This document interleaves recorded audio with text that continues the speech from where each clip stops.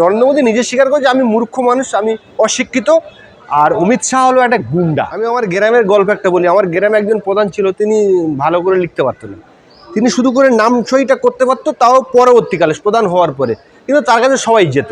তো সেটাতে রাম মন্দির নেই, সেই জায়গায় আমি বলবো যে ওটা রাম মন্দির ছিল। 500 বছর আগে যে জায়গায় রাম মন্দির থাকে, তাহলে সেটা গুগলে সার্চ করলে আসা উচিত। তো সেটা কেন পাওয়া যাচ্ছে না?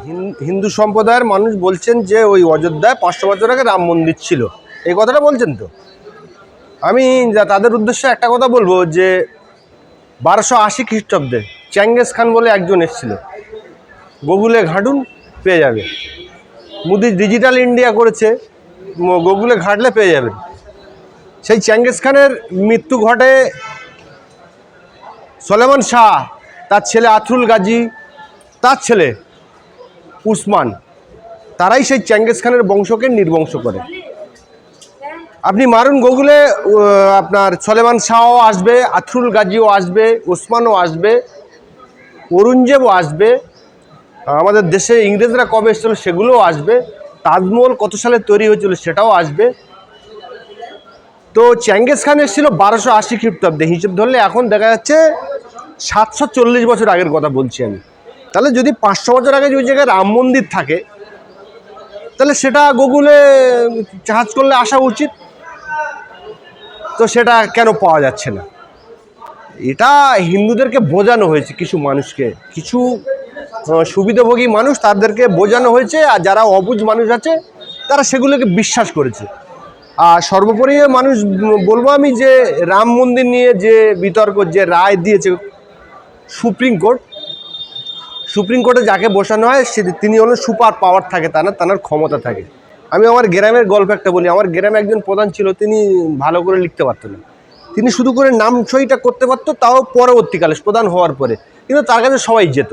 তো সেহেতু সুপ্রিম কোর্টের যিনি প্রধান বিচারপতি হল রঞ্জন গগৈ, তাকে সেইভাবেই মোহরা করেই এই রাম মন্দির বিতর্ককে মানে বিচারের ব্যবস্থার মধ্যে থেকে নির্মূল করা হয়েছে, যাতে করে মানুষের কাছে বলা যায় যে এইটা বিচারের মধ্যে পাওয়া গেছে।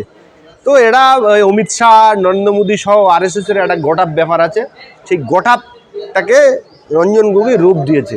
এবং সেই রঞ্জন গগৈ রূপ দেওয়ার পরে সেই রঞ্জন গগৈকে বিজেপি রাজ্যসভার সদস্য করেছে। উনি যে এই গোটাপ করেছে, এদের কথা শুনেছে, তার পরিপ্রেক্ষিতে ওকে প্রাইজ দিয়েছে বিজেপি। এ তো পরিষ্কার, দিনের আলোর মতো পরিষ্কার। এটার আমার ধারণা যে ইন্ডিয়া এখন ডিজিটাল ইন্ডিয়া, সবার হাতে স্মার্ট মোবাইল আছে। আমি যে কথাটা বললাম যে 740 অর্থাৎ 1280 খ্রিস্টাব্দে যে হিস্টোরিগুলো, চেঙ্গিস খান, আথরুল গাজী, উসমান, আমাদের দেশে ইংরেজ কবে এসেছিল, মোগলরা কবে এসেছিল, শাহজাহান কবে এসেছিল, তাজমহল কবে তৈরি হয়েছে, সেগুলো সব ঘাঁটলে পাবেন। তাহলে যদি 500 বছর আগে যদি ওই জায়গায় রাম মন্দির ছিল, তাহলে তো এটা বোঝা যাবে যে হ্যাঁ এটা রামের একটা আকৃতি ছিল, গুগলে ঘাঁটলে তো পাওয়া যেত। সেটা তাহলে পাওয়া যাচ্ছে না। সেই আমি হিসেবে এখন বর্তমানে যা ভৌগোলিক যা দেখা যাচ্ছে, যেটা মানে গুগল এবং সার্চ করে যেগুলো পাওয়া যাচ্ছে, তাতে রাম মন্দির নেই, সেই জায়গায় আমি বলবো যে ওটা রাম মন্দির ছিল না। তাদেরকে সেইভাবে বোঝানো হয়েছে, যে ওই জায়গায় রাম মন্দির ছিল। এই রাম মন্দির নিয়ে হিন্দু মুসলমানের মধ্যে একটা বিভেদ সৃষ্টি করেছে কিছু মানুষ, তাদের থেকে ফায়দা তুলেছে। আমরা দেখতাম আগে গ্রামে পুজো হলে হিন্দু মুসলমান সবাই যেত, ঈদ পার্বণ শবে বরাত হলে হিন্দু মুসলমান সবাই যেত, মুসলিম সম্প্রদায়ের সেই সব জায়গায় গিয়ে অংশগ্রহণ করতে। কিন্তু বর্তমানে এই রাজনীতিটা একটা দুটো ভাগ করে দিয়েছে, সেই জায়গায় যেতে পারেন। আমি একটা কথা বলি, রাম মন্দির যে ভেঙেছিল, পানিপথের একজন ভদ্রলোক, তার নাম ছিল বলবন্ত। তিনি প্রথমে রাম মন্দির যখন ভাঙা হয়েছিল 6 ডিসেম্বর, উনি গিয়ে প্রথমেই রাম মন্দিরের উপরে আঘাত করেছিল। ওকে বীরের সম্মান দিয়েছিল যারা RSS এবং যারা কট্টর হিন্দুত্বপন্থী, মুসলিম বিরোধী যারা। পরবর্তীকালে যখন ওই বলবন্ত নিজের বাড়িতে যায়, তখন ওর বাড়িতে কিন্তু ওর বাবা মা, ওর পরিবার ওকে গ্রহণ করেনি। ও আর ওর বন্ধু ব্যাপক খুব দুশ্চিন্তার মধ্যে থাকতো সবসময়।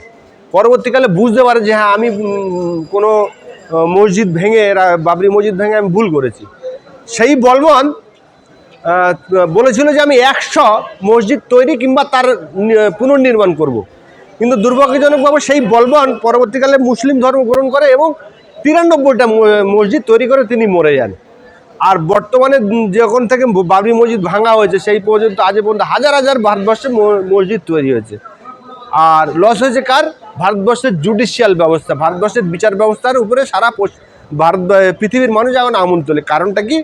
ভারতবর্ষের যে জুডিশিয়াল ব্যবস্থা ছিল তার একটা ঐতিহ্য, তার একটা নাম, যে ভারতবর্ষ একটা বড় দেশ, গণতান্ত্রিক দেশ, সেই দেশে জুডিশিয়ালের এমন ব্যবস্থা আছে, সেইটাকে নষ্ট করেছে এই রঞ্জন গগৈ যে রায় দিয়েছে সেই রায়ের মধ্যে দিয়ে। সেটা আমি মনে করি ব্যক্তিগতভাবে। কারণ হচ্ছে কি, যদি একজন ধনবান ব্যক্তি কিংবা একজন নামকরা ব্যক্তি তিনি যদি বাজারে গিয়ে 5 টাকার মাল কিনে যদি 5 টাকা না দিয়ে ইচ্ছে করে বলে যে না আমি 5 টাকা দিয়েছি, কোনো এক ধনবান ব্যক্তি যদি রাস্তা থেকে 5 টাকা গুড়িয়ে পেয়ে অন্যজনের টাকা সে যদি নিয়ে বলে যে না আমি পেয়েছি, সেটা যেমন মানে ছোট লোকের মতো ব্যবহার হয়, সেরকমই সামান্য একটা বাবরি মসজিদ নিয়ে আমাদের সারা ভারতবর্ষের মান সম্মান ডুবিয়েছে এই অমিত শাহ আর এই নরেন্দ্র মোদী।